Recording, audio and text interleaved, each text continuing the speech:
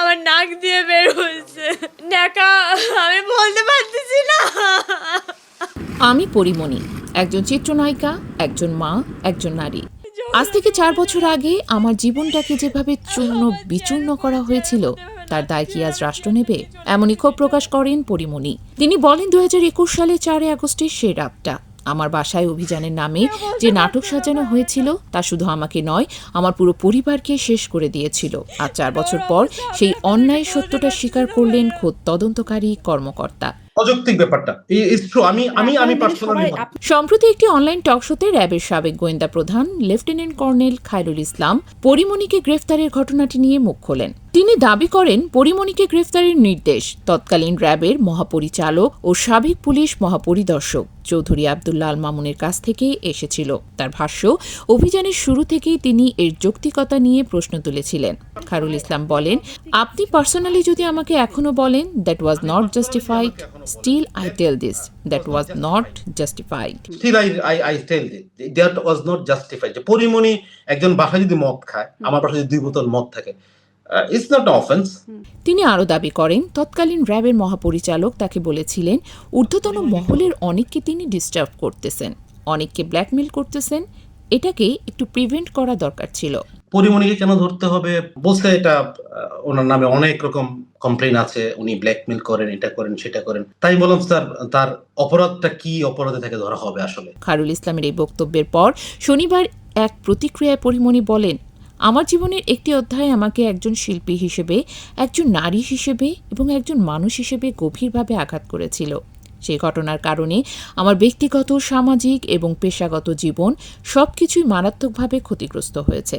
তিনি বলেন, র্যাবের সাবেক গোয়েন্দা প্রধান লেফটেন্যান্ট কর্নেল খায়রুল ইসলামকে ধন্যবাদ। দেরিতে হলেও আপনি এমন কিছু সত্য প্রকাশ্যে স্বীকার করেছেন যার মাধ্যমে দেশের মানুষ জানতে পারল যে 2021 সালে 4 আগস্ট বনানীতে আমার বাসায় দীর্ঘ সময় অভিযান চালানোর নামে নাটকীয়তার পর তৎকালীন র্যাবের প্রধান ও সাবেক আইজিপি চৌধুরী আব্দুল্লাহ আল মামুনের নির্দেশে আমাকে অন্যায়ভাবে, সম্পূর্ণ বেআইনিভাবে এবং বিশেষ মহলের স্বার্থ সংশ্লিষ্ট কারণে গ্রেফতার করা হয়েছিল।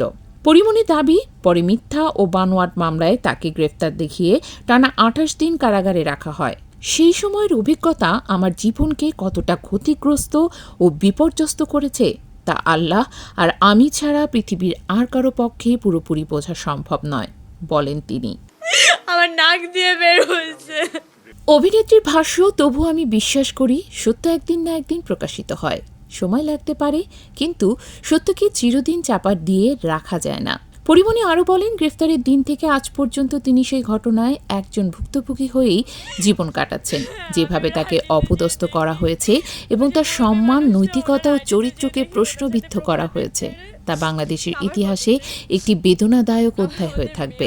রাষ্ট্রের উদ্দেশ্যে একাধিক প্রশ্নও তোলেন এই অভিনেত্রী। তিনি বলেন, আমার সেই দিনগুলো কি ফিরিয়ে দেওয়া সম্ভব?